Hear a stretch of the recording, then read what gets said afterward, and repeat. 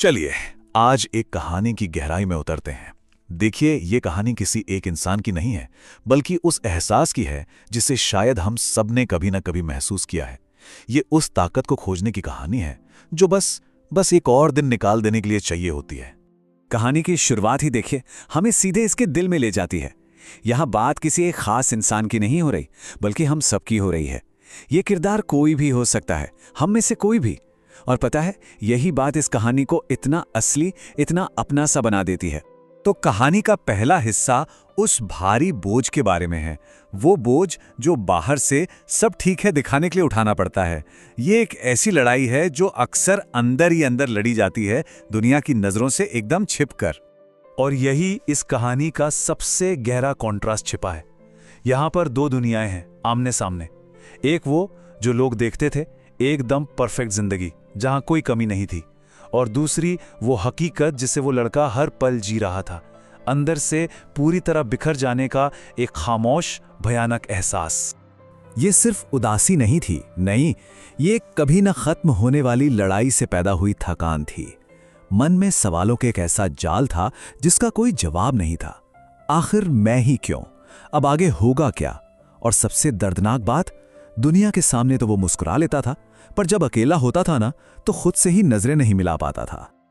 और फिर एक पल आता है जब सारी हिम्मत जवाब दे जाती है, जब लगता है कि ये बोझ अब और नहीं उठाया जा सकता। ये सिर्फ दो शब्द नहीं है, ये उसकी सहन शक्ति की वो आखिरी हद है जो अब टूट रही है। लेकिन कहते हैं ना, जब सब कुछ खत्म होता दिखता है, ठीक तभी कहानी में एक नया मोड़ आता है। एक अजनबी की शक्ल में उम्मीद की एक किरण, जो एक बहुत ही साधारण सा सवाल पूछती है। जरा सोचिए, ये सवाल कितना सीधा फिर भी कितना गहरा है।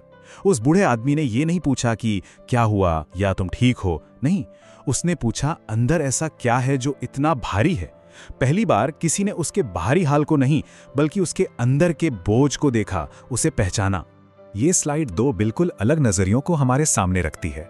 लड़के के लिए टूटना मतलब सब खत्म, एक हार, पर उस बूढ़े आदमी के लिए, उनके लिए टूटना एक नई शुरुआत थी। उनका कहना था कि जो चीजें टूटती हैं ना, उन्हीं को तो फिर से बनाने का मौका मिलता है। ये तो ताकत की एक पूरी तरह से नई परिभाषा थी। अब आते हैं कहानी के उस हिस्से पर जिसने सच में सब कुछ बदल कर रख दिया। ये कोई सलाह नहीं थी, बल्कि एक ऐसा सवाल था जिसने लड़के के सोचने का पूरा नजरिया ही पलट दिया। एक पल रुककर इस सवाल को महसूस कीजिए, तू अपनी कहानी का आखिरी पेज खुद क्यों लिखना चाहता है?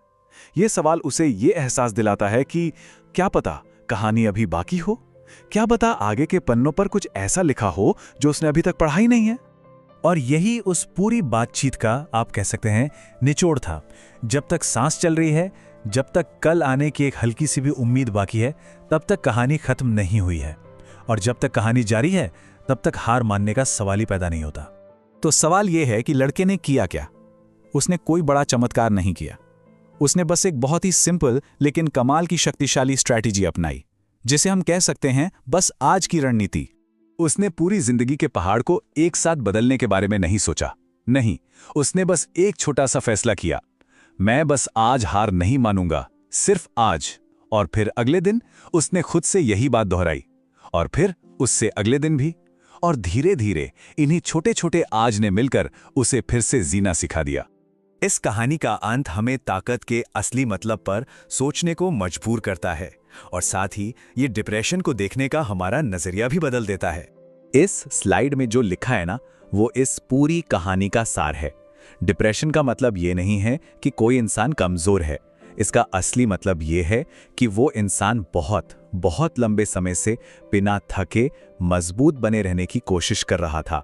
ये कमजोरी नहीं, ये हिम्मत की थकान है। तो यहां एक बहुत जरूरी बात समझनी है। थक जाना और हार जाना, ये दो बिल्कुल अलग अलग बातें हैं। ठीक वैसे ही रुक जाना और खत्म हो जाना, इनमें भी जमीन आसमान का फर्क है। ये कहानी हमें याद दिलाती है कि थकने पर आराम करना ठीक है, पर उसे अंत मान लेना नहीं। और आखिर में ये वो सबसे शक्तिशाली सोच है जिसे हमें अपने साथ लेकर जाना है। लड़ाई पूरी जिंदगी एक साथ जीतने की नहीं है, लड़ाई बस आज का दिन निकाल लेने की है। क्योंकि जो इंसान आज के दिन को पार करने की ताकत जुटा लेता है, असल में वही कल का विजेता बनता है। तो एक कहानी हमें इसी एक सवाल के साथ छोड़ जाती है। अगर कभी बोझ बहुत ज्यादा लगे तो पूरी जिंदगी के बारे में सोचने की जरूरत नहीं है। बस ये सोचना है कि आज बचने के लिए वो पहला छोटा सा कदम क्या हो सकता है।